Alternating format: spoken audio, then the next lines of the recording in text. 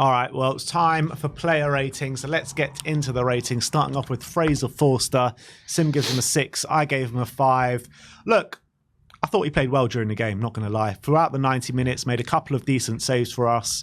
Can't really call too much on him negatively, but where I do have to mark him down for the penalties because it was just atrocious. Every single one was just absolutely atrocious. And I was saying, I wish we would have brought on Vicario before the penalties, but we did make all 5 changes, so we didn't leave ourselves with that option. But you can't be going into a penalty shootout, Fraser Forster in goal anymore. I mean, it's just not good enough. Yeah, if it wasn't for the penalty attempts, I probably would have given him a bit higher than a 6. But unfortunately, I have to mark him down because I just thought I can't remember a worse goalkeeping performance in a penalty shootout for a very long time, and just in terms of how easy he made it for the opposition to score. I actually also thought he badly struggled with his playing out the back, and I thought there was a few occasions where Fulham were able to get really close to him, and it went out for goal kicks because his passes were being blocked. He a couple of times he tried it long to Richarlison. They weren't bad passes, but Richarlison wasn't able to make it stick. And to be fair to Forster, did make a few saves during the game, which kept us in it, so he gets credit for that. But unfortunately, the penalties were just really poor. Yeah, Emerson Royale, Sim gives him a 6. I gave him a 5. I thought defensively he was all right. He was winning his duels, coming into the centre of the park, making a presence of himself. But I thought what really let him down was us trying to build up the play, him on the ball. I thought his wayward passing was an issue for us throughout the night. And he just doesn't offer us the same as what Pedro Porro has been offering us the last couple of games. So it was a bit frustrating watching Emerson yesterday. Yeah, I think on the ball, it wasn't good enough. Wasn't able to impact the game going forward at all, really. Actually, defensively, he was solid, and a few occasions that he got us out of trouble with a few of his tackles and stuff like that. But this is why I've always said that I prefer Porro, because just on the ball, I don't think Emerson offers us enough, and that's okay if you have a Udogie on the other side to compensate. But when you don't, you need more out of him on the ball to provide us quality, especially in build up and in the final third. And it just wasn't there from Emerson. Yeah. Moving on to Davinson Sanchez. Sim gives him a 6. I gave him a 5. I actually gave him a 4, so I'm not sure about that. Sim gives him a 4. I gave him a 5. And yeah, I thought it was weird me giving Sanchez a lower mark, making the new. But I thought first half he was horrific, to be honest. He was getting turned inside out by Tom Cairney for that goal. A number of times he was found wanting defensively, looked really nervy on the ball. And you saw, I don't know what that was down to, but we've seen these kind of performances from Sanchez before, not going to lie. But I did think second half he did improve, and I thought he made a couple of blocks and challenges which really saved us a bit in the second half, which maybe would have lost it in normal time if he didn't kind of make those challenges. But I do give him credit for stepping up, showing balls to step up for that penalty, for that third penalty. But that's more of an indictment to the other players that didn't step up.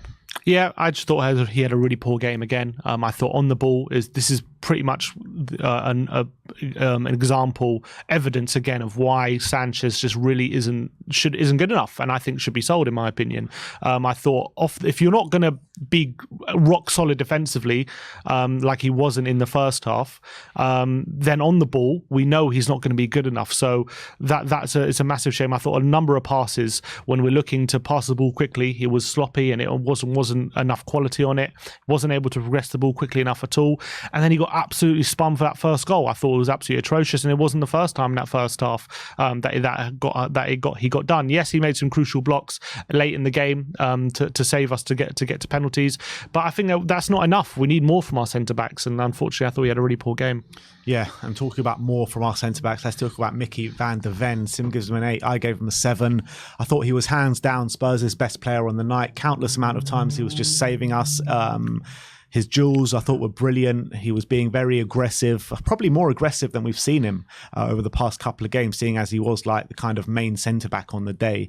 I thought he was progressing the ball up the pitch quite nicely as well. And he was just head and shoulders above anyone that started that game yesterday. 100%. My man of the match, 100%, was Van der Ven. I thought he got really unlucky with the own goal, which is one of those things that can happen during a game. But I thought by and large, he did everything with a touch of class. I thought amount of times he had to bail out Davis on that left-hand side when he comes streaming over with his pace and was able to win the ball back for us was brilliant. And in the second half, I thought a number of times Fulham were on the counter-attack and he was the only one back, yet it was enough because of his recovery pace and his physicality. I thought it was brilliant. I thought on the ball, he was by far our best defender. He was the only one who was composed and was bringing the ball forward and looking to make progressive passes and looking to get the ball up the pitch quickly with quality. And it was just a shame that I thought the rest of the back line let him down on a number of occasions, and I thought he was head and shoulders above the rest. Yeah. Ben Davis, Sim gives him a 3. I gave him a 5. I mean, let's be honest. This was the matchup that we were all worried about coming into the game, Adama Traore against Ben Davis. And I thought it's a physical mismatch completely, where you've got Adama Traore, who's so fast, so strong, so aggressive, against Ben Davis, who's not that fast and not that aggressive, and that showed, to be honest. And you saw what you said before. Mickey van der Ven bailed him out quite a number of times on that left-hand side to go dispossess Adama Traore. Luckily, Adama didn't really have the quality. I mean, I saw him put one or two good crosses that went to waste on the day. But Ben Davis, nowhere near good enough. When he came centrally into the midfield, the quality wasn't there on the ball either. So pretty poor showing from Ben. 100%, yeah. When he was asked to overlap and provide another option going forward, he was nowhere to be seen. Didn't have the physicality to ask different questions of the backline of Fulham. And I thought defensively, I actually thought in a weird way he struggled more against Harry Wilson when he came on than he did against Adama, even though he still struggled against Adama. He was able to get a couple of blocks in, but he did have to get bailed out by Van der Ven on a few occasions. But when Harry Wilson came on, I thought he had him on toast on a number of occasions, Ben Davis, and that Harry Wilson was able to find those pockets of space time and time again on our left-hand side, and Davis wasn't able to stop him, and we were lucky Wilson didn't score on a couple of occasions, to be honest. And I just thought it was kind of an example of Davis not being fit for purpose. We've said like we're comfortable with him being our backup left back, and I still am, but we can't have him and Emerson as our fullbacks because we just have no quality in support going forward with them, both of them playing together. And I thought that was more evidence of it. And I thought Davis overall had a really poor game. Really poor. Yeah, I think it's a case like if Davis plays, Porro has to play. If Emerson plays, then Udogie has to play. Mm-hmm. But ultimately, we want Porro and Udogie probably starting at the moment. Moving on to midfield and starting off with Pierre-Emile Højbjerg. Sim gives him a 3. I gave him a 4. I thought absolutely horrific in the first half. Didn't provide us anything. The midfield was completely missing in that first half, and Højbjerg was a massive part of that. On the ball, I thought he was shocking. Second half, though, I did think he improved, and I thought he was winning his duels and getting in good areas, but it was a little too late really. But I thought it was a shocking display, especially in the first half. Yeah, I agree with that. And I thought, yeah, he was slightly better in the second half, but again, he had a couple of times, he had that shot inside the box where he had time to take a touch and measure it up, and he just rushed it, side-footed it nowhere near the goal, and that was very frustrating. Had a few moments in and around the penalty area where he had an opportunity to show a bit of quality, get a shot on target or something, and he just found wanting. You know, Højbjerg has these games sometimes where just none of his passes seem to be coming off, and he seems to be rushing them a lot, and he doesn't seem to have time on the ball, and when he gets the ball, he tries a quick pass and he just lacks care in his passing. And this was one of those games. I thought his passing was completely off a lot of the time. A few times he was passing the ball out of play. When he's asked to do this quick passing game, sometimes he's capable of it, but sometimes he's just woefully inept, and this was one of those times where he just didn't seem up to it at all yesterday. And it was just night and day compared to what Basuma can offer in that position when he can carry the ball forward, be press resistant, and be able to open up space for others. When Højbjerg is playing in that position, I think he can do it if he has players around him who are able to open up the space. But when he has the players he had around him they had yesterday, it was just a recipe for disaster, and that's what happened really. I thought him in the 6, his passing was off, his ball progression was non-existent, and when he had a few opportunities in the final third, he lacked any sort of quality. So really poor showing. I thought in the second half, the ball progression from Højbjerg was getting better. I saw a few forward passes that was hitting the money, to be honest, in the second half. But, I mean, I don't get why you play a player which, you know, you're actively trying to sell. I mean, it's clear to see that Spurs are actively trying to sell him. We've offered him to Man United and Atletico Madrid and all these kind of teams. So why are we playing him? Yeah, it makes no sense. Only Ange knows. It makes no sense. But let's move on to Oliver Skipp. Skipp with 2, and I gave him a 4. Absolutely shocking display from Ollie Skipp, and I think he got shown up massively last night. He was running around and putting in challenges and stuff like that. Putting in a lot of fouls, to be honest. I thought actually he got booked, and I thought he was unlucky not to get sent off, to be honest, with the challenges that he was putting in on the day. On the ball, I mean, he was just absolutely woeful. There was just nothing in there from Ollie Skipp whatsoever to tell me that he can play in a progressive Ange Postecoglou system, because I thought he was absolutely shocking. Yeah, I have to say, I'm a big fan. I've always been a big fan of Skipp, and I'm a big believer in Ollie Skipp, but after the performance yesterday, I am starting to get very worried about him. I know he's got 2 goals against Barcelona, but that seems to be the exception rather than the rule, because in all the other games that he's come in, he's been just so lacking in quality on the ball. There was that one occasion where we actually had a transition in Fulham's final third, and in a really good opportunity to play in one of Richarlison or I think it was Solomon on the right hand side, and he just passes it in the middle right to the Fulham defender when he had a really good opportunity to show a bit of quality. He passed it quickly into one of our players, and he wasn't able to do it. I think off the ball he was struggling massively. As you say, he got booked, and then there was a couple of occasions where he gets dribbled past and he threatened to kind of hold the player back, and if one of the players would have gone down, he could have been sent off. And I thought he was lucky not to have been hooked at half-time as well with his first half showing. Massive lack of quality on the ball, but when he's playing off the ball like he was yesterday, then he just becomes a liability, because he was really awful on both facets of the game.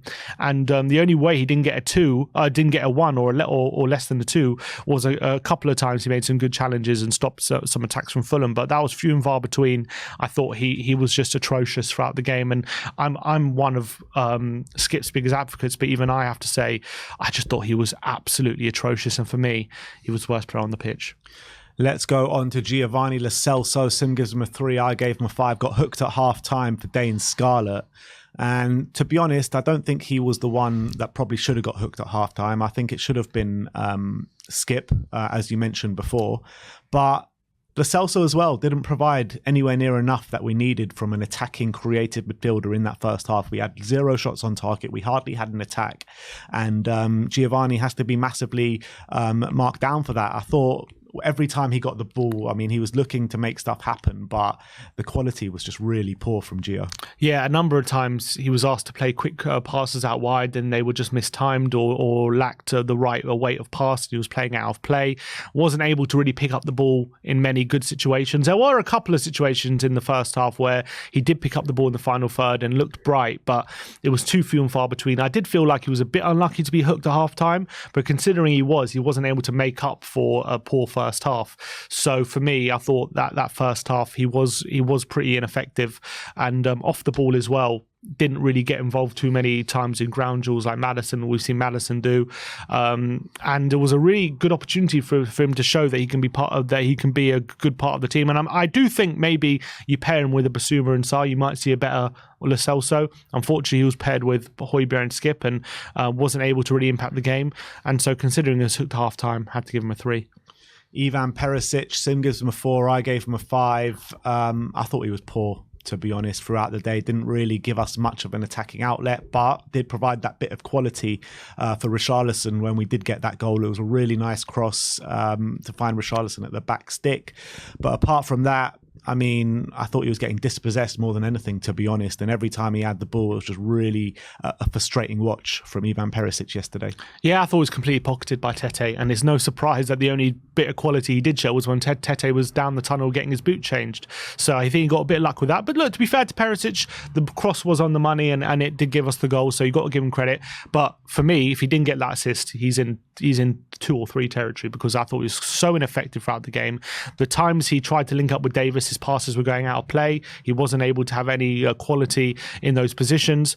He wasn't able to take on his man at all. I thought some of his corners as well weren't very good. They were very low, not being the first man. And he's lucky he got that assist. And he probably could have been hooked off even earlier, because I think he lasted till the 70th minute because of that. But I just thought he was completely ineffectual throughout the game. And really poor showing. Considering he had a good start to the season, it's such a shame. Yeah. Manor Solomon, Sim gives him a 4. I gave him a 5. And I actually thought he was trying really hard, Manor Solomon, on the day. He was trying to pick up the ball, trying to beat men, but he was running into trouble more times often than not. In the second half, he created a nice little opportunity for himself where he got a nice shot off, but the keeper was equal to it, where Dane Scarlett maybe could have, reacted a little bit quicker. But look, I thought Manor Solomon, he gets a few efforts for trying, but quality was few and far between. A couple of nice moments when he was taking it past players, but apart from that, he wasn't that great.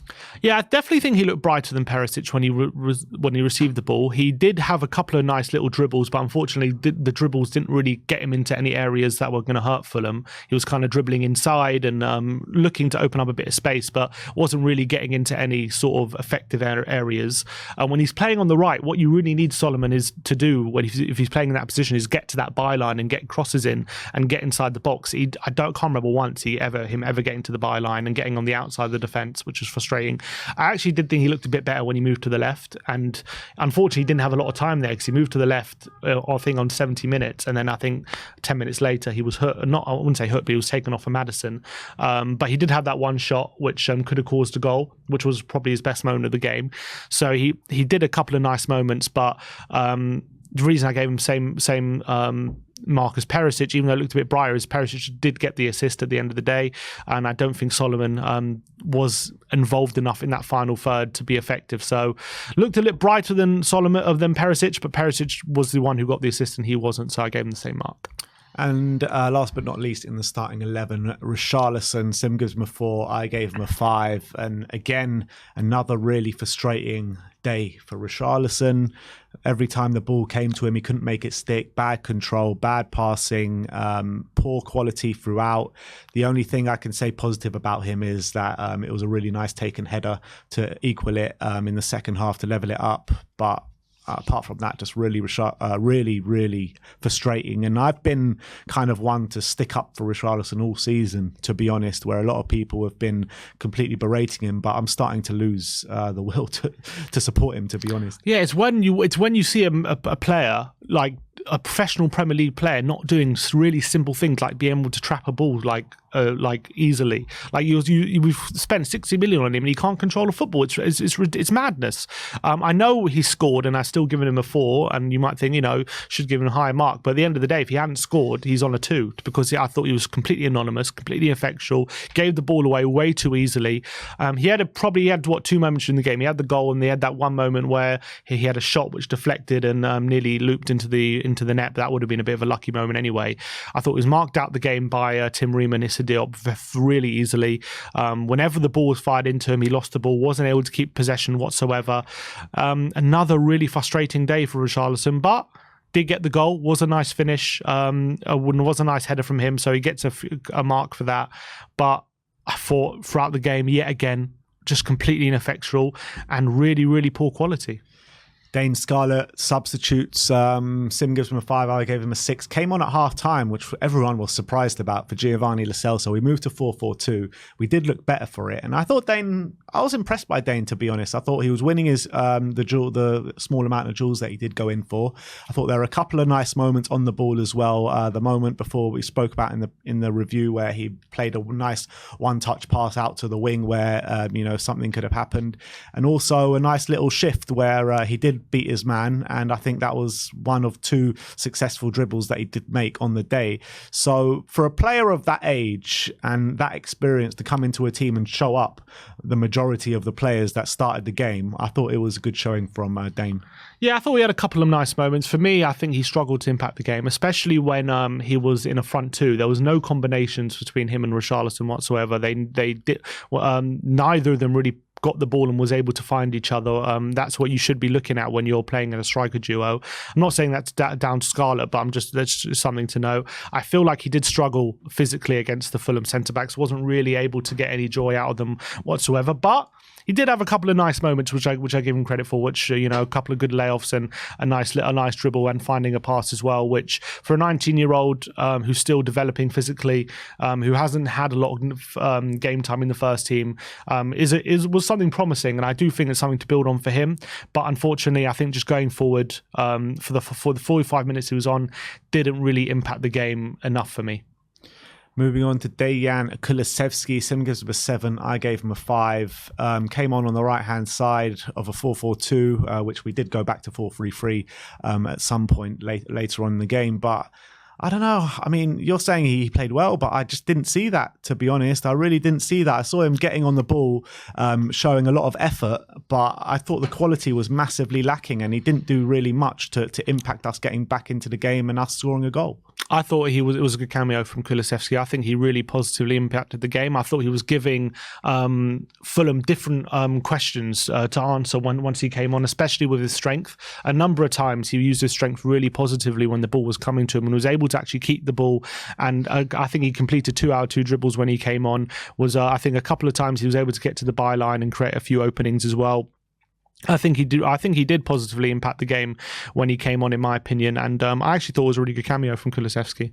Fair enough, but let's move on to Heung-min Son. 6s all round for Sonny. I thought he came on with some good energy, to be honest, but I mean, didn't do much in terms of quality. He played through the middle and out on the left as well at times, but I mean, yeah, it was just nothing much in there. But he was part of the kind of players that came on and really did try and get us on the front foot.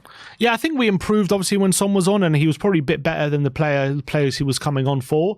I thought centrally, bit anonymous, didn't really impact the game too much, wasn't really getting involved when he was partnered with Scarlett. I thought he did look a bit better once he moved out left and was able to try and take on the fullback instead of being centrally. He got a bit more involved in the game, but still wasn't really doing enough to effectively hurt Fulham.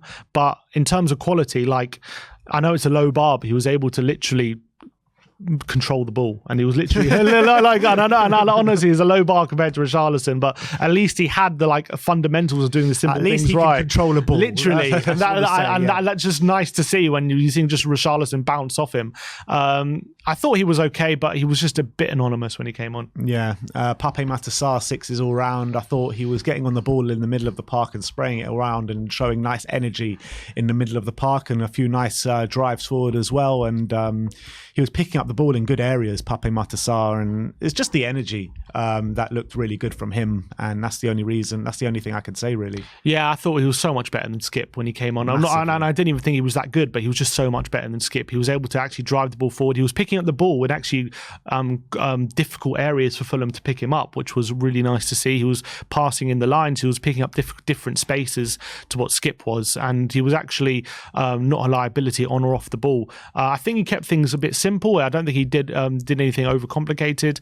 I thought it was a decent cameo. Wasn't amazing, but I thought it was just it was night and day to what Skip was showing. So we improved a lot when he came on, even though he wasn't himself unbelievable.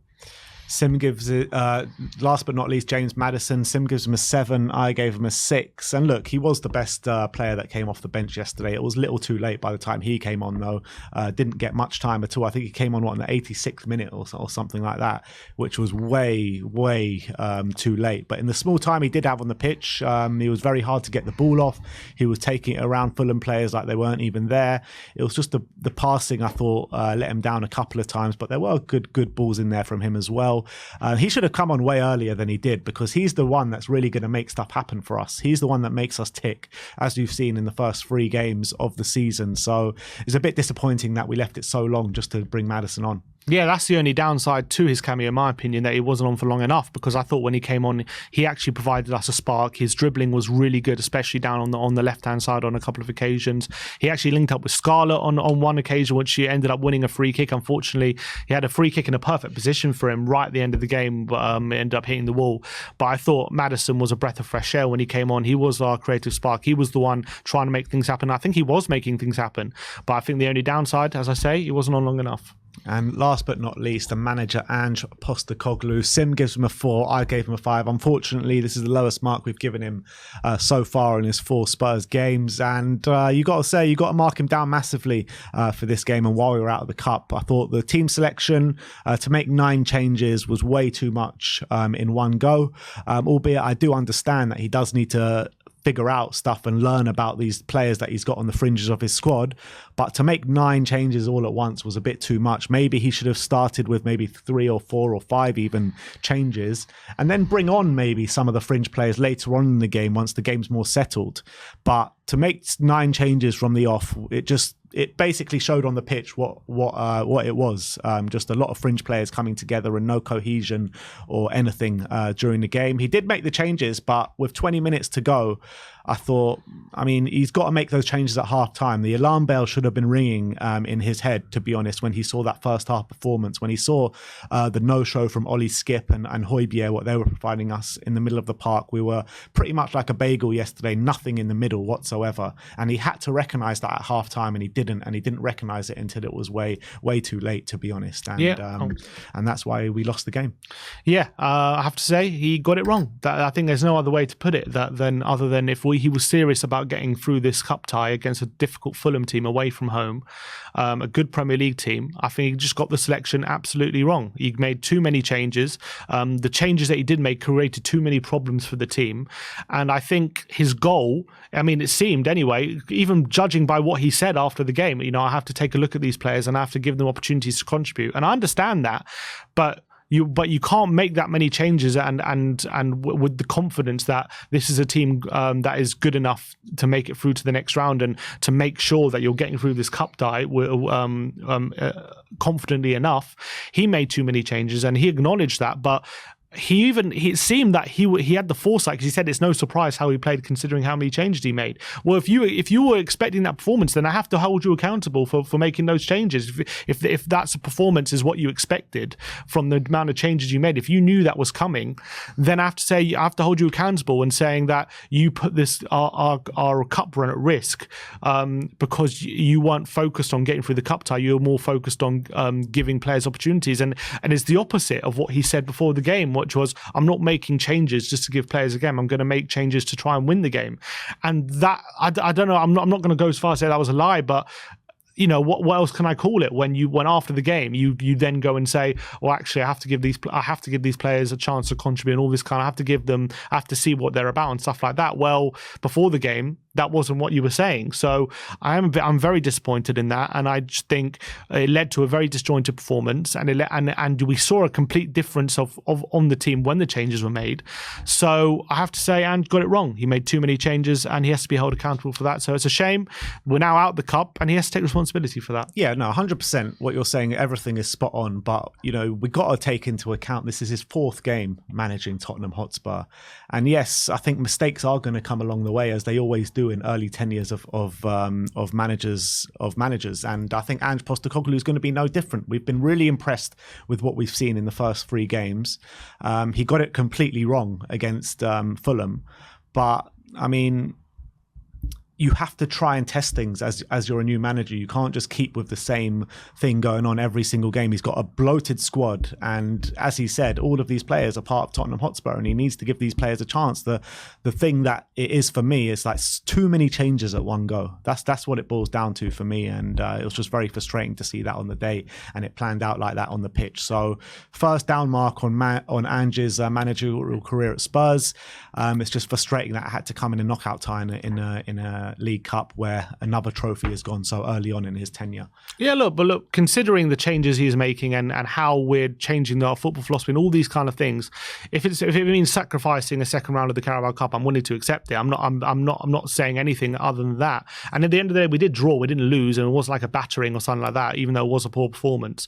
But at the end of the day, if we were serious about getting through this cup tie, like he said we were, then I think he has to be held accountable for the amount of changes he made, and that's it.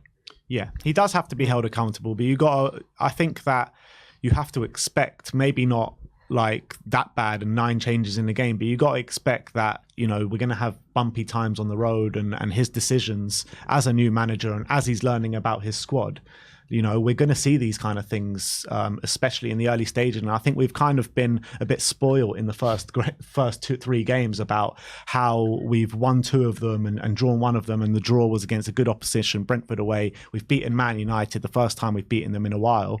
And it's changed for the positive so quickly. And I thought that was always a bit like too good to be true. And I think things like this are going to creep in, especially in the early stages of a new manager. And that came to pass yesterday. Yeah. But that is our player ratings. Let me know yours in the comment section below.